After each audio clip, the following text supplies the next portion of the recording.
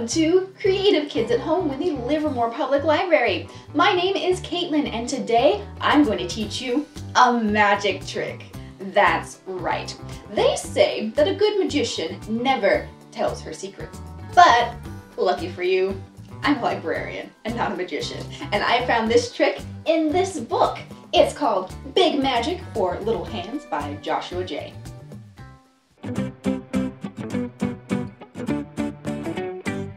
For this trick, I'm going to teach you how to dazzle your audience by knowing with your magical senses which of these mugs that an assistant of yours has placed a treasure.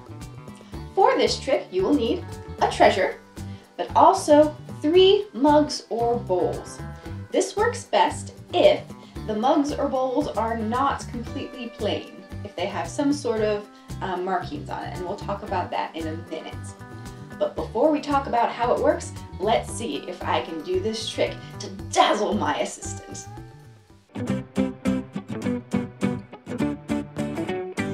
First, I need a willing assistant. There he is. Hello, assistant. Well, assistant, I am going to blindfold myself and turn around. And I need you to place this treasure underneath one of these mugs. And just to be clear, they are all completely empty. See?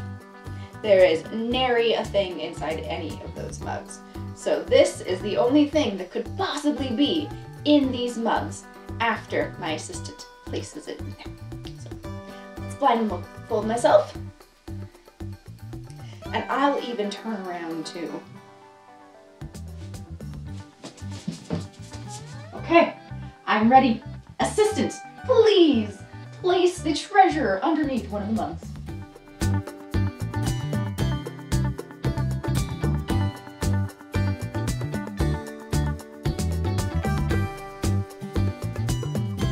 Okay, now let's see if I can find out which of the mugs my assistant has placed my treasure under.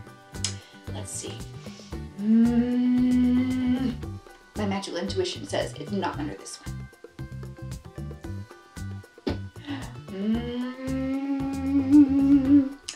And it's not under that one. My magical intuition says it's under this one.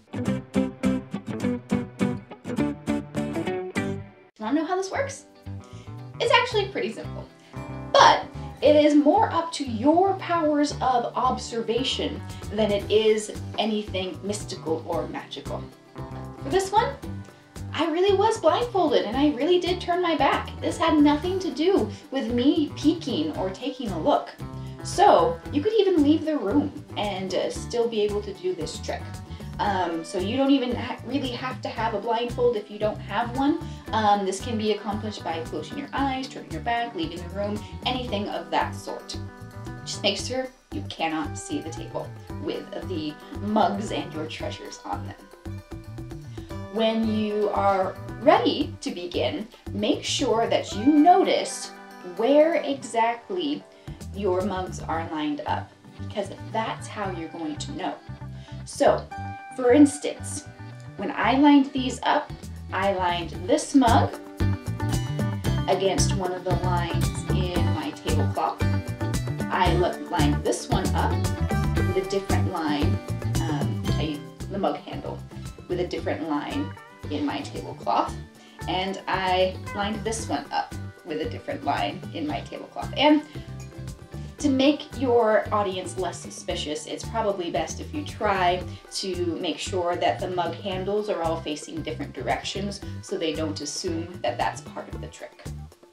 So, when you give your assistant your treasure to hide, when they pick up the mug in order to hide the treasure, they're going to move it ever so slightly.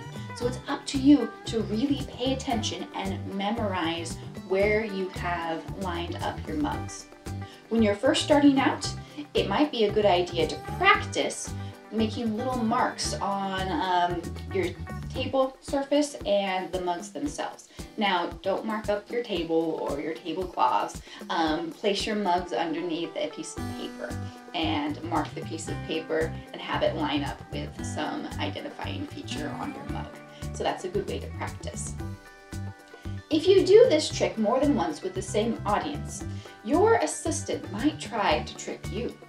They might try to keep the treasure and not hide it under any mugs.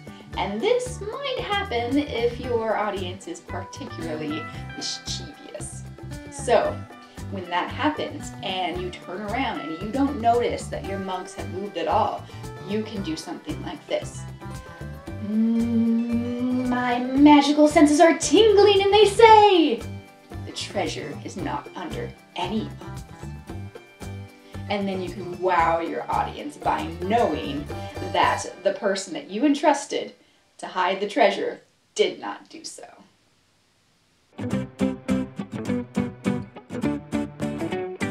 If you liked this trick, check out this book for even more. You can find it in the library's catalog. I'll post the link to it in the description.